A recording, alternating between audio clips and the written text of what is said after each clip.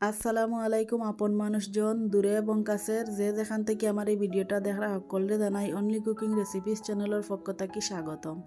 আজ আমি আপনার লগে লইয়া আইছি লাউ দিয়া নিরামিষ একটা রেসিপি। চাইরবাদি যে গরম পড়ছে এই গরমও এই ধরনের রেসিপি কিন্তু আমরা পেট মন একলগে বালা রাখবো। তেল দেখতে পারছেন এখানে আমি একটা কচি লাউ নিছি, লাউটারে বালা করি দইয়া পরিষ্কার করিয়া ওরকম ছোটো ছোটো টুকরা করিয়া নিছি।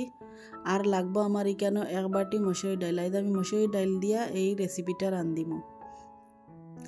আমার এই রেসিপিটা দেখতে দেখতে যদি আপনারা লাইক দিতে ভুলে যান তাইলে দয়া করিয়া লাইক দিয়া পুরা ভিডিওটা দেখার অনুরোধ রইল।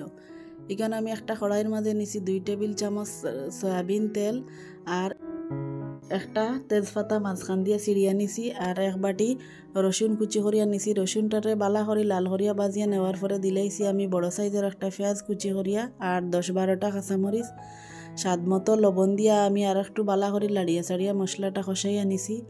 এখন আমি 1 কাপ পানি দিয়া মশলাটা ফুটায় পর্যন্ত অপেক্ষা করবো। আমার মশলাটা ফুটি গেছে। এখন দিলাইরা আমি কিছু মশলা 1 চামচ মরিচর গুঁড়া দিছি, 1/2 চামচ হলুদর গুঁড়া, 1/2 চামচ ভাজা জিরার গুঁড়া আর সামান্য পরিমাণে ধনিয়া গুঁড়া দিয়া বালা করে লাড়িয়া ছাড়িয়ে আমি মশলাটা কষাইয়া নিলাম। দেখো আমার মশলাটা বালা করে কষানি হয়ে গেছে, তেল উপরে আইছে। এখন আমি দিলাইরাম আগে থাকি দইয়া রাখা মসুরির ডাইল। এখন ডাইল মশলার লগে বালা করি লাড়িয়া ছাড়িয়া আমি বাজিয়া নিমু যাতে ডাইলের একটা কাঁচা কাঁচা গন্ধ না থাকে এর কারণে। ডাইলটা আমার মোটামুটি বাজা হয়ে গেছে। এখন দিলাইরাম 1 কাপ পানি ডাইল সিদ্ধ হওয়ার লাগে।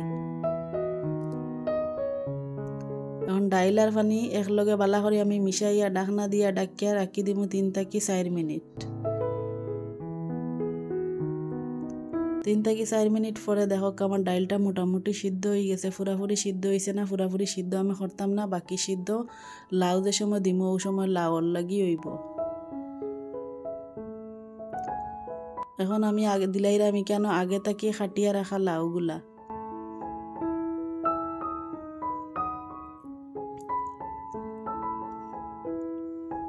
লাউ দেওয়ার পরে এখন ডাইল আর লাউ বালা করি একলগে আমি লাড়িয়া চাড়িয়া মিশাইয়া নিলাম। এই রান্নাটা আমি কিন্তু আনা পানিয়ে রান্ধিমু, এক্সট্রা কোনো পানি কেন দিতাম না। লাউ থেকে যে পানি বারইব ও পানি দিয়ে পুরা রান্নাটা আমি রান্ধিমু।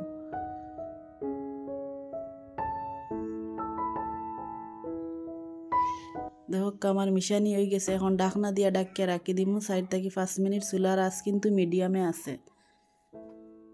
4-5 মিনিট পরে দেখো আস্তে আস্তে লাউ থেকে পানি ছাড়া আরম্ভ হয়ে গেছে। এখন আমি একটু লাড়িয়া চাড়িয়া নিলাম যাতে তলানিত না লাগে এর কারণে।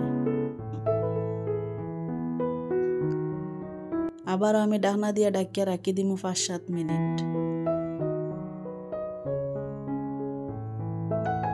ও দেখো 5 থেকে 7 মিনিট পরে পুরাপুরি লাউটাও সিদ্ধ হয়ে গেছে, ডাইলও গলি গেছে আর লাউ থেকে পুরাপুরি ভাবে পানিও বার হয়ে গেছে। আমি কেন কিন্তু কোনো পানি দিছি না, এক্সট্রা কোনো পানি দেওয়া লাগছে না। আমার লাউটা যেহেতু কচি আসলো, কচি লাউ থেকে পানি বার হয়েছে আরও পানি দিয়ে পুরাটা রান্না হয়ে গেছে। দেখো খুব সুন্দরভাবে সিদ্ধ হয়ে গেছে।